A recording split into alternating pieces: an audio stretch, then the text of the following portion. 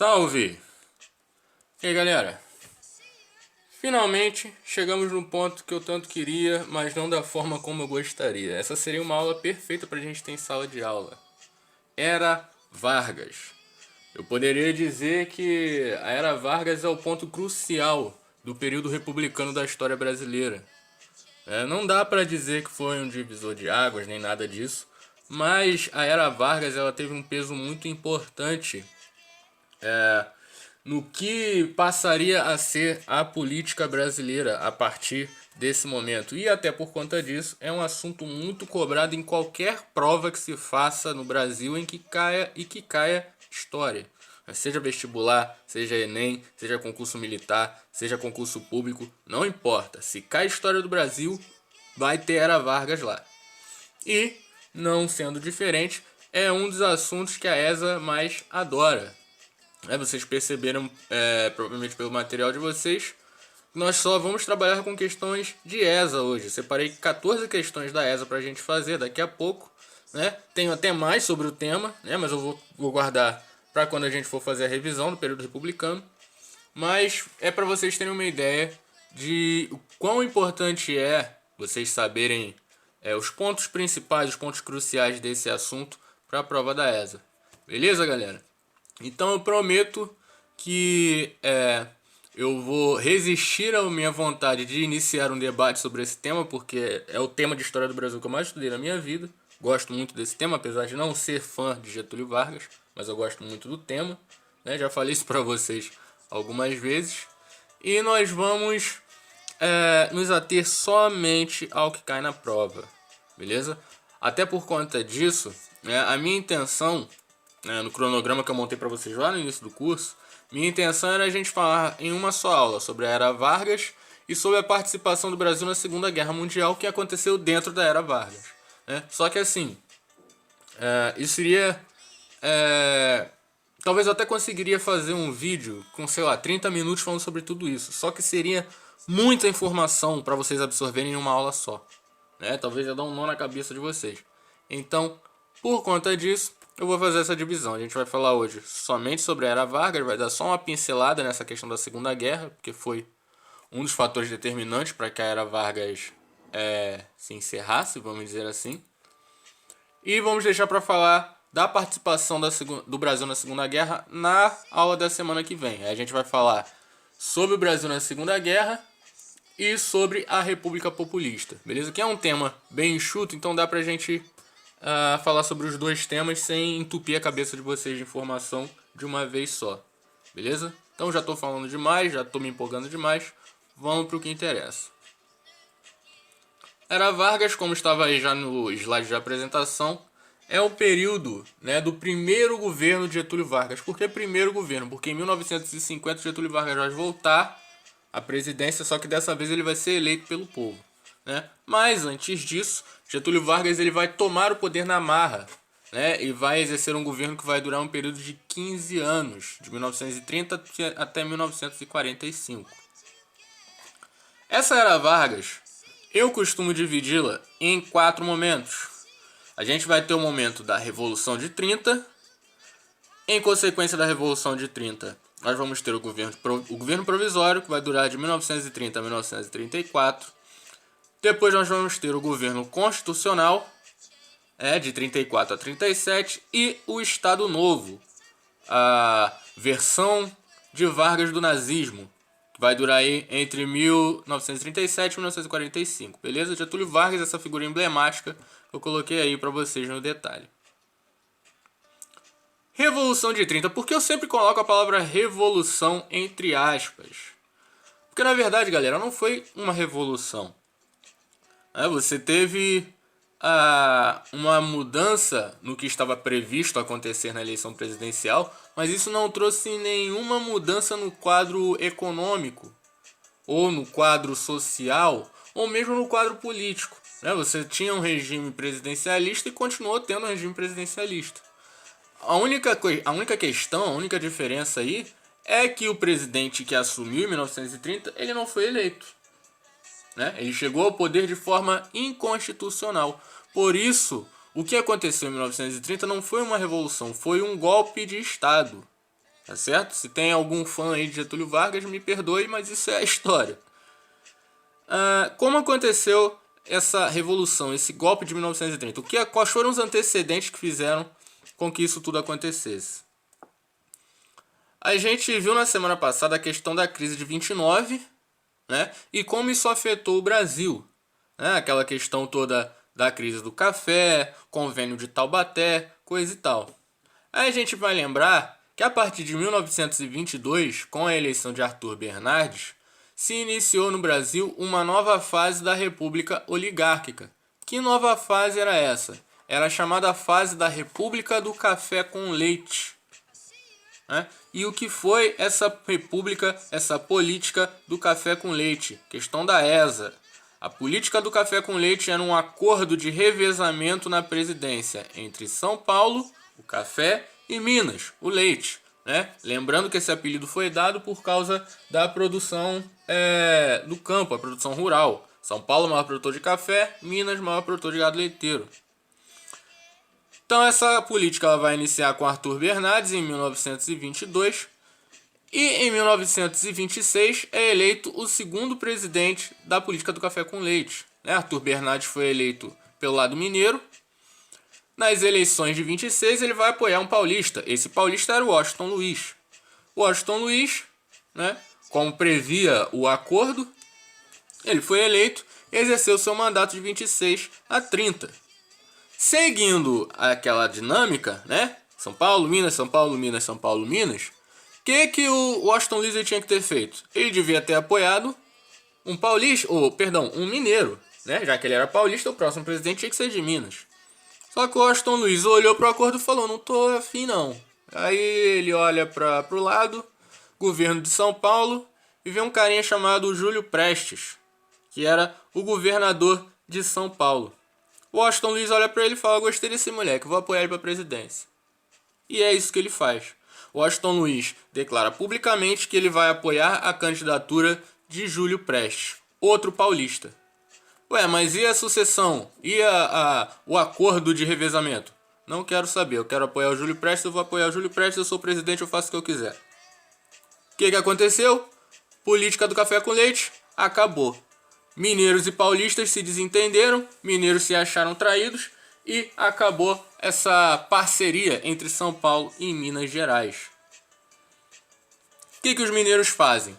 Eles começam a levantar oposição ao governo e isso começou a abrir uma oportunidade para que os outros grupos, né, as elites dos outros estados, também pudessem agora concorrer. Antes eles não tinham chance de concorrer porque era quase que impossível quebrar esse acordo, porque São Paulo e Minas Gerais eram os maiores colégios eleitorais do Brasil. Aliás, são até hoje.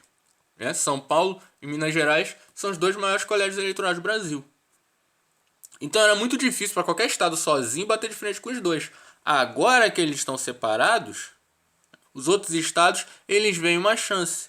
E aí que Minas Gerais, que já está ressentido, vai fazer uma nova aliança com mais dois estados. Minas Gerais vai fazer uma aliança de apoio político com o Rio Grande do Sul e com a Paraíba. Essa aliança vai ser a chamada Aliança Liberal, questão da ESA. A Aliança Liberal foi um acordo político entre Minas, Paraíba e Rio Grande do Sul. Para quê? Para concorrer à presidência contra o candidato de Washington Luiz, contra Júlio Prestes.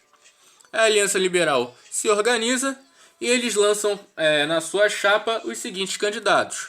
Como candidato a presidente, eles lançam o governador do Rio Grande do Sul, Getúlio Vargas. E como candidato a vice, eles lançam o governador da Paraíba, que era João Pessoa. A campanha acontece. Até então, mesmo dentro da Aliança Liberal existia uma divisão, né? Porque uns diziam que aceitariam o resultado das urnas. Outros diziam que não. Se a Aliança Liberal não ganhasse as eleições, ia dar ruim. O tiro ia comer. Então, mesmo dentro da aliança, inclusive, isso gerou um assassinato dentro da Câmara dos Deputados no Rio de Janeiro, no Palácio Tiradentes, em 1929. Né? Foi uma treta desgraçada que aconteceu. Mas Getúlio Vargas, como era o líder da chapa, ele dizia: não, vou aceitar o resultado das urnas, ok.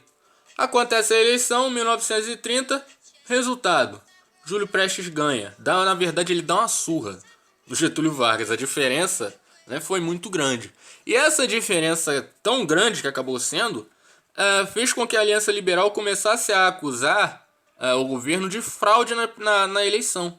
Né, eles diziam que não ia aceitar aquele resultado porque disseram que fraudaram a eleição. Mas o Vargas, até então, no primeiro momento, ele se manteve. Não, tô de boa, perdi a eleição, vou aceitar. Só que aí o que acontece? Algumas semanas depois da eleição, né, do resultado da eleição, João Pessoa estava em Pernambuco, né, numa viagem política, e numa padaria em Pernambuco ele foi assassinado. O crime, na verdade, o assassinato de João Pessoa, teve uma motivação passional. Há algumas lendas que dizem que o cara que assassinou João Pessoa era um ex-funcionário público ressentido com ele. Há outros boatos que dizem que foi uma questão conjugal. João Pessoa tinha pego a mulher do cara, ele descobriu e meteu uma bala no peito dele. O que é verdade e o que não é, enfim, né? São apenas boatos. O que se sabe é que realmente foi um crime de motivação passional. Só que aí a Aliança Liberal, que já estava a fim de treta, fez o quê? Colocou o nome do então presidente Washington Luiz no meio da treta. Falou, ó, a gente levantou oposição contra o governo e o Washington Luiz mandou matar o governador da Paraíba, né, que foi oposição a ele na eleição, e a gente estava ameaçando exigir uma recontagem dos votos, e ele resolveu matar o nosso candidato à vice-presidência para tentar nos calar. Ou seja, era o pretexto que eles precisavam para começar uma guerra civil. E foi exatamente o que aconteceu. O assassinato de João Pessoa foi o estupim que a revolução precisava para acontecer. Aí, desde o Rio Grande do Sul até o Rio de Janeiro e também do Nordeste em direção ao Rio de Janeiro, começou um movimento gigantesco que foi só ganhando força.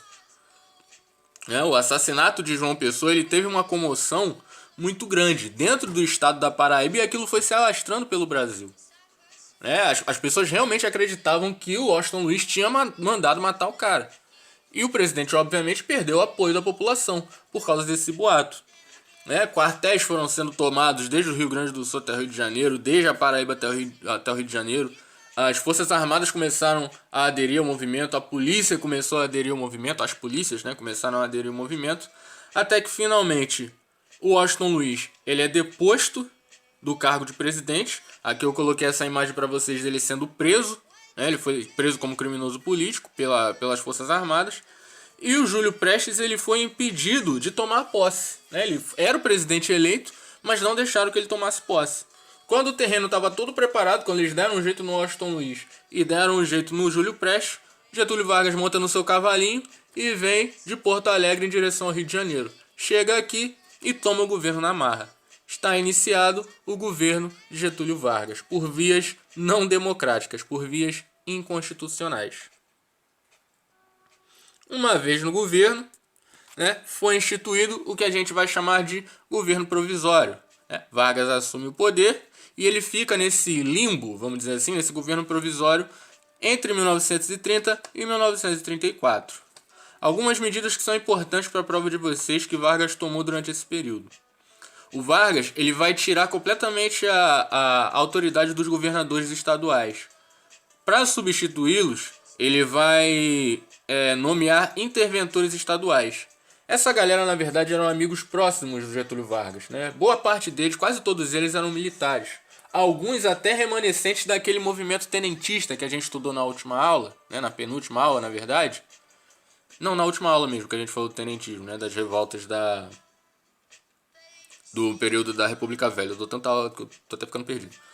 Mas muitos eram remanescentes desse movimento, o movimento que vinha do Sul e se encontrou com a galera que fugia de São Paulo.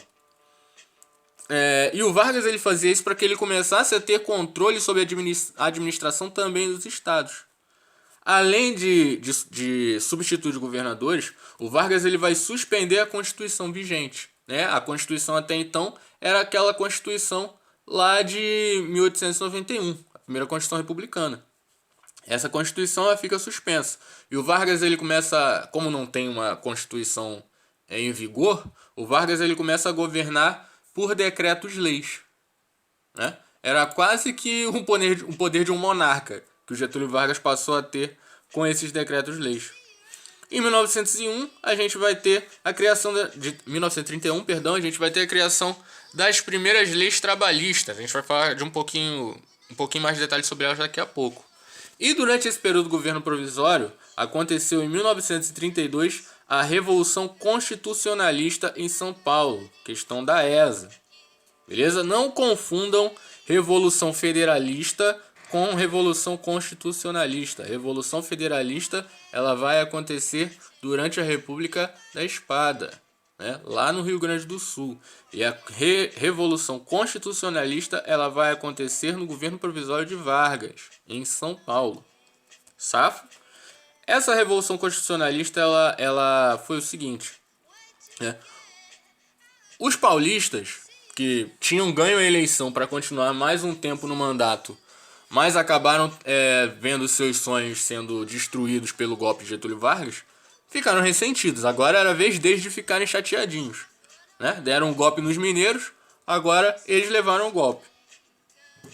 Então essa galera de São Paulo, eles resolvem levantar uma oposição ao governo e tentam tomar o poder, né?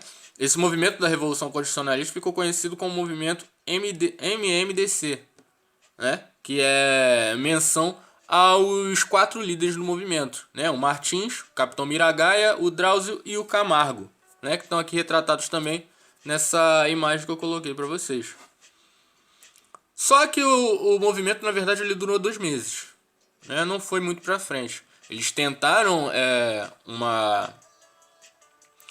um conflito militar, um conflito bélico, mas eles não tinham como dar dentro das tropas federais. E as Forças Armadas estavam do lado de Vargas até então.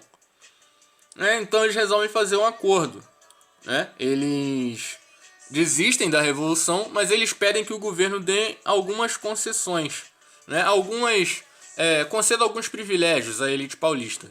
O governo acaba aceitando essa proposta e a revolução é desfeita, como eu disse, depois de 2 meses, né? E em 1933, no ano seguinte, é eleito um novo parlamento para que houvesse uma nova Assembleia Constituinte. Vargas queria acabar definitivamente com aquela Constituição de 1891, que estava suspensa, e criar uma nova. Então, ele convoca uma eleição para a formação de uma nova Assembleia Constituinte. Essa Assembleia Constituinte ela é formada. Os mesmos membros dessa Assembleia, esse parlamento que forma essa Assembleia Constituinte, eles elegem Vargas como presidente, agora presidente eleito, né? Mesmo que de forma indireta, aliás, que é a questão da ESA. A diferença fundamental entre eleição direta e eleição indireta é que a eleição direta é uma eleição feita pelo povo, pela população, e a indireta é feita por um grupo, normalmente os parlamentares, né? E o Vargas, em 34, ele foi eleito de forma indireta, né? Ele foi eleito para um mandato de 4 anos, de acordo com a nova Constituição que foi criada em 1934. Né? Essa nova Constituição de 1934 ela foi promulgada, né? A gente já sabe, né, a diferença entre Constituição promulgada e Constituição outorgada. Promulgada é aquela que é votada, outorgada é aquela que é imposta. Safo? E um ponto interessante, um ponto importante que já foi cobrado na ESA é que essa Constituição de 1934 ela trouxe uma mudança. Agora as mulheres também poderiam votar, né? Antes, na Constituição de 1891, nem mulheres nem analfabetos podiam votar, né? Agora as mulheres elas podem votar. E nesse período do governo constitucional de Vargas, vamos dizer assim, vai começar a se aquecer, né? Essa divisão já acontecia, essa polarização já existia há muitos anos, mas isso vai começar a esquentar um pouco mais nesse período. Essa polarização política e ideológica, né? Entre o que seria uma extrema esquerda e uma extrema direita, né? A gente tinha 2 grupos políticos nessa época. Nós tínhamos a AIB e a ANL. A AIB era a Aliança Integralista Brasileira. A Aliança Integralista Brasileira era um grupo influenciado pelo fascismo italiano. Era um grupo fascista liderado pelo Plínio Salgado.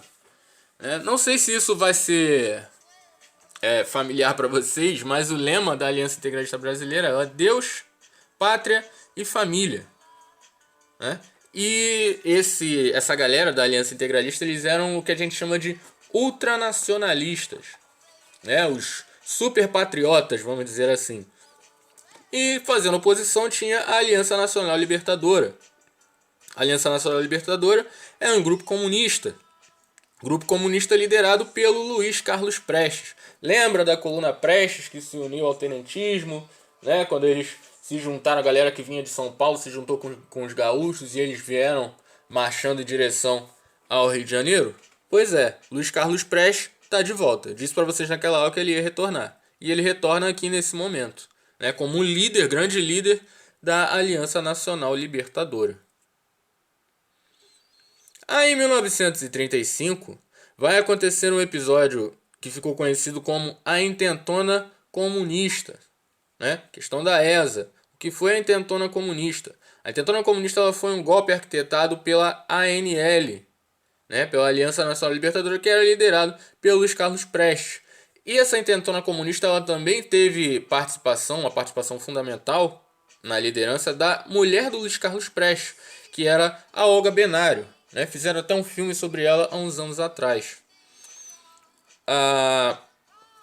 Alguns quartéis em Recife, eles eram suspeitos de fazer, em Recife, Natal e no Rio de Janeiro, eles eram suspeitos de fazer parte desse movimento. Né? Então essa suspeita, ela, vamos dizer assim, acendeu a luz amarela para o governo, de que aquele movimento poderia acabar crescendo e a oposição ao governo poderia acabar aumentando. Né? A ameaça, eu esqueci de colocar em vermelho, mas isso também já foi questão da ESA. A ameaça da Intentona Comunista era de uma ditadura do proletariado, semelhante ao que aconteceu na Rússia em 1917. Né? Uma revolução iniciada pelo povo, pelos populares. Então a ameaça principal era essa ditadura do proletariado. Só que aí, como eu disse, com essa suspeita desses quartéis que poderiam ter sido tomados pelo movimento, o governo começa a agir para reprimir esse movimento.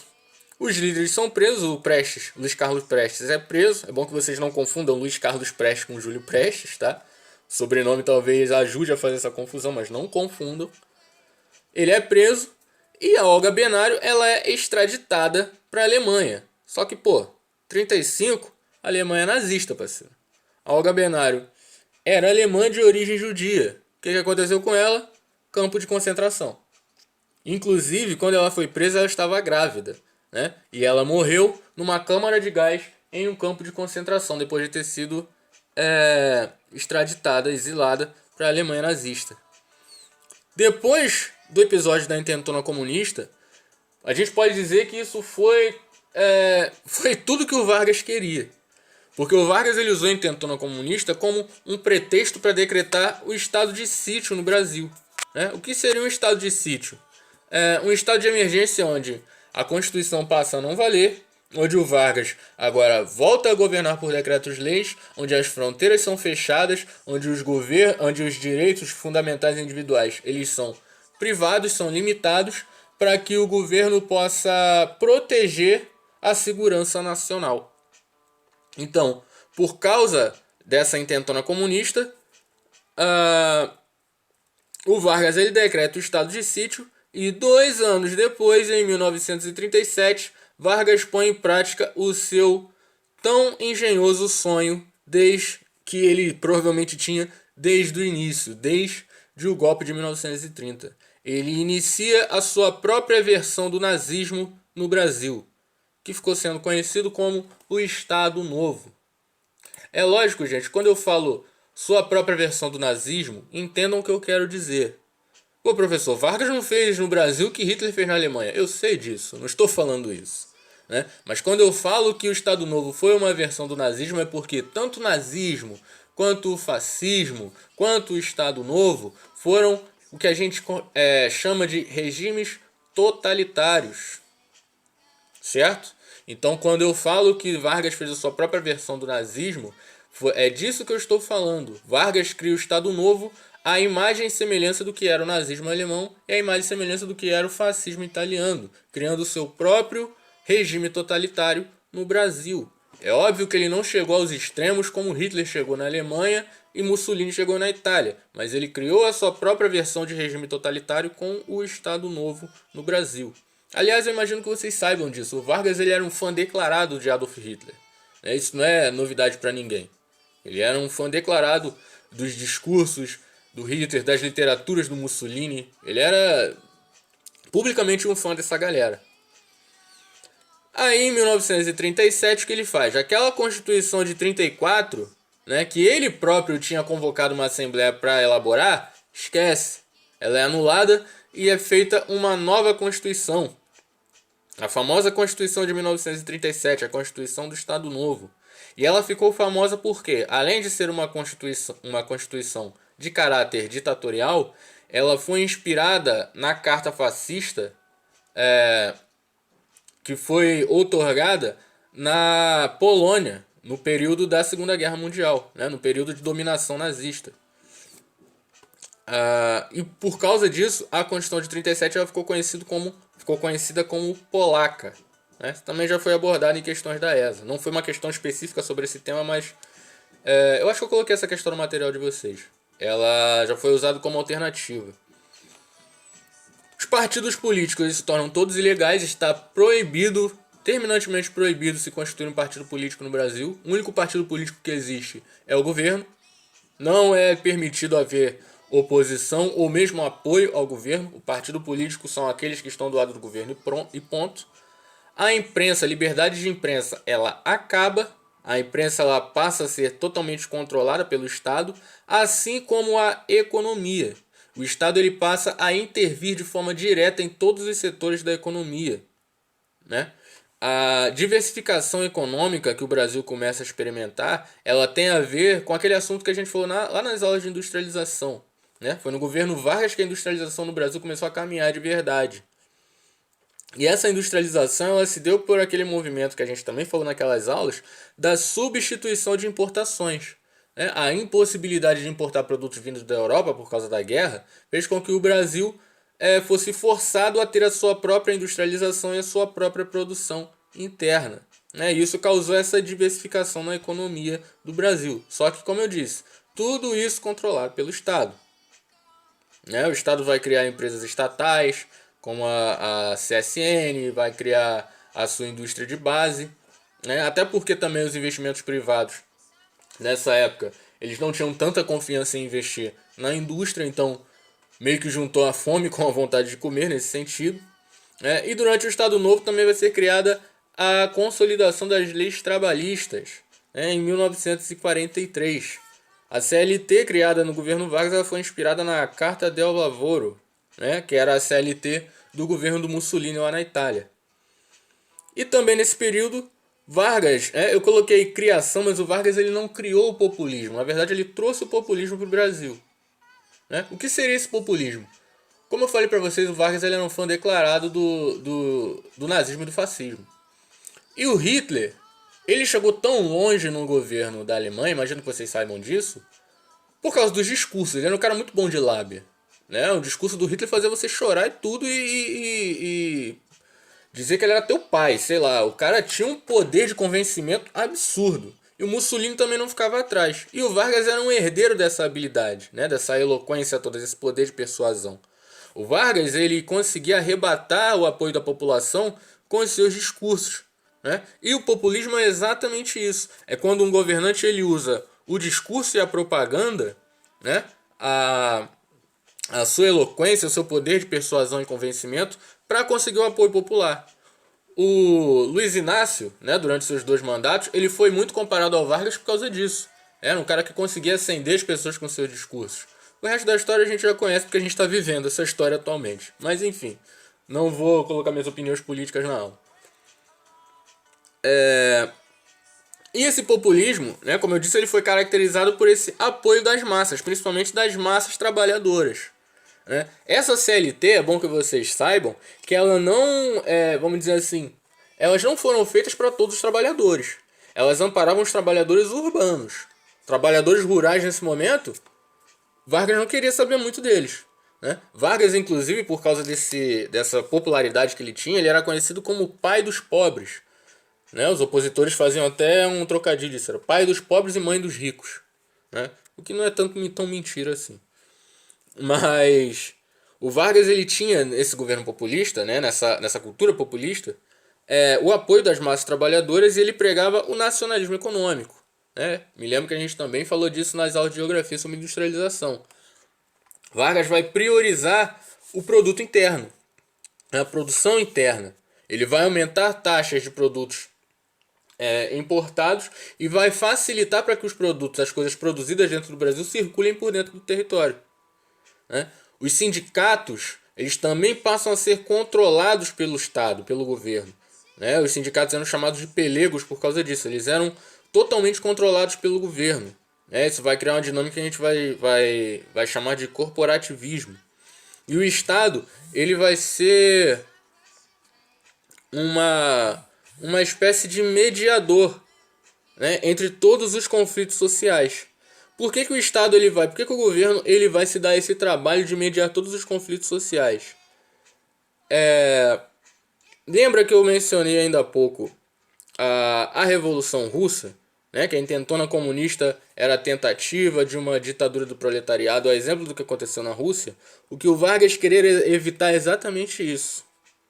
Ele sabia que se ele desse muita liberdade para o povo protestar, para o povo pensar muito, para o povo começar a pensar nas dificuldades em que vivia, ele poderia muito bem correr o risco de ser atingido por essa onda comunista, né, por essa onda de protesto do proletariado que vinha tomando algumas partes do mundo. Né, e a Revolução Russa ficou muito famosa por causa disso. Né? Toda a transformação que a Rússia passou depois da Revolução, isso ganhou uma notoriedade muito grande, como não poderia ser diferente. E o Vargas ele tinha medo que isso acontecesse aqui. Né? Então ele começa a ganhar a população com os seus discursos, né? Com as suas propagandas. Ele cria a CLT exatamente por causa disso. Né? Vamos dizer assim, vamos dar alguma coisinha para os trabalhadores para a oposição deles dar uma diminuída. Né? Não pensem que a CLT, o Vargas ele é muito celebrado hoje por causa da CLT. Não pense que o Vargas deu um presente para ninguém. A CLT, as leis trabalhistas, elas foram resultado de muita luta que já vinha acontecendo há muitos anos. Desde a indústria que começou lá com as linhas férreas por causa do café, o trabalhador, a nova classe trabalhadora agora, que eram os operários, eles já lutavam pelos seus direitos desde essa época, início do século XX. Né? Isso foi uma conquista, a CLT, na década de 40, ela foi uma conquista de muitos anos. Né? Então, não se enganem com isso. Esqueci de desligar a internet. Não se enganem com isso. Então, o governo Vargas ele ficou muito famoso por causa das leis trabalhistas. Né? Mas, como eu disse, isso tudo era uma tentativa de evitar que o povo se revoltasse. Né? Então, coloquei isso tudo em vermelho, porque isso tudo que eu coloquei em vermelho para vocês já foi abordado pela ESA. Beleza? Algumas conquistas, né, ou as principais conquistas sociais da Era Vargas. Conquistas sociais, que fique claro. Né? As primeiras leis trabalhistas foram a principal conquista social da Era Vargas. Dentre essas leis trabalhistas, a gente tem a regulamentação do trabalho feminino.